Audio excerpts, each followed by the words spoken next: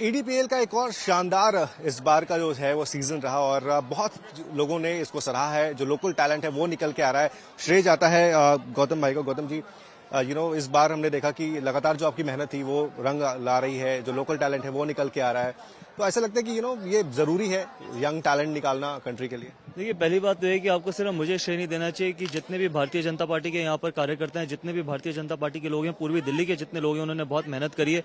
और उससे भी ज्यादा जरूरी एक चीज थी कि हमने जब ये फैसिलिटी बनाई थी तो हमारे इस फैसिलिटी को बनाने का कारण सिर्फ एक था कि यहाँ पर हर युवा को मौका मिले, वो इस फैसिलिटी का इस्तेमाल कर सके, सिर्फ यहाँ के मेंबर्स के लिए नहीं।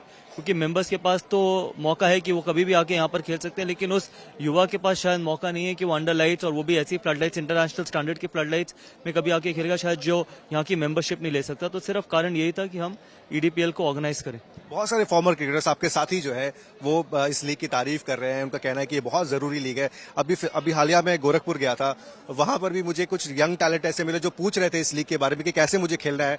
तो इसके बारे में आप क्या सोचते हैं? देखिए, पहले बात तो मैं उन सबको धन्यवाद करना चाहूंगा जिन सब ने इसके बारे में बात करी है, जिन सब ने इसके बारे में बोला है, लिखा है या फिर वीडियो बना के दिए हैं, क्योंकि बहुत मैटर करता है। मेरे लिए सबसे ज्यादा मैटर ये चीज करती है कि अगर कोई ऐसा युवा जो ईमानदारी से अपने परिवार का, अपने स्टेट का और सबसे ज्यादा जरूरी अपने देश का नाम रोशन कर सकता है, उससे बेहतर क्या हो सकता है। अगर यहाँ पर आपको कोई ऐसा टैलेंट दिखता है जो आगे जाके शायद दिल्ली के लिए खेल सके या फिर आगे जाके देश का नाम रोशन कर सके, क्योंकि हर व्यक्ति जो भी देश के लिए खेला कहीं ना कहीं कभी ऐसे प्लेटफॉर्म से ही निकला है।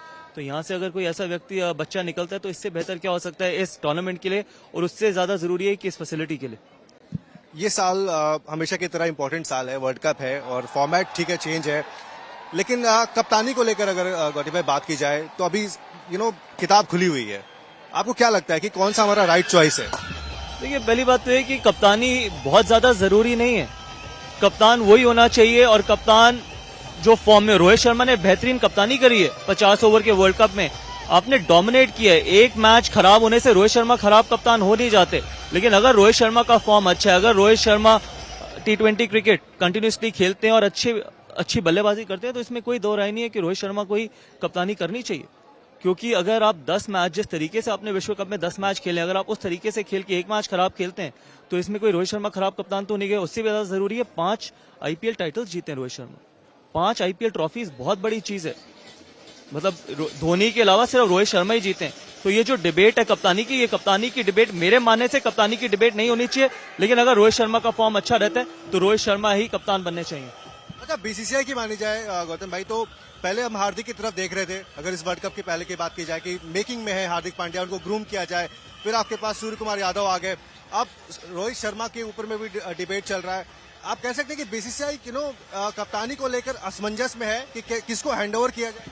देखिए, कप्तानी जरूरी नहीं है, टीम जरूरी है। सबसे पहले जो खिलाड़ी फॉर्म में, उनको पिक करना जरूरी है।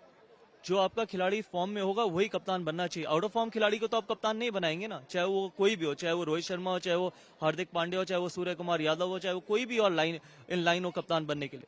जो खिलाड़ी सबसे अच्छे फॉर्म में, अगर रोहित शर्मा अच्छे फॉर्म में तो रोहित शर्मा सबसे बड़े दावेदार हैं। अगर रोहित शर्मा अच्छे फॉर्म में नहीं है तो शायद आप उनको पिक भी नहीं करेंगे। हार्दिक पांड्या अगर अच्छे फॉर्म में है तो उनको बनाएंगे।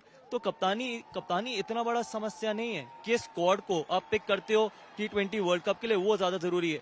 और उससे पहले आईपीएल आने वाला है। अगर आईपीएल में जो खिलाड़ी अच्छा परफॉर्म करेंगे आप उनको भी कंसिडर करोगे। इसलिए T20 क्रिकेट में फॉर्म ज्यादा मैटर करता है, कप्तानी उतनी नहीं। Last couple of questions Gautam भाई,